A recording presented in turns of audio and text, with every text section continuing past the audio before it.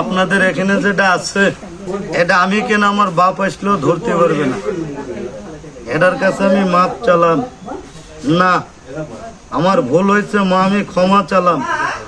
আপনাদের এলাকায় ওই দেখ যেটা আছে, কোনো সাপুরি আসলে বলবেন না ধরেন, তাহলে তার ক্ষতি হবে। এই সাপের হাতে আমার চাচা মরছে, দাদা মরছে, কিন্তু এটা সাপ না, বাড়ি পৈরাল। মাথাটা বাইর কর, এইদিকে দেখা।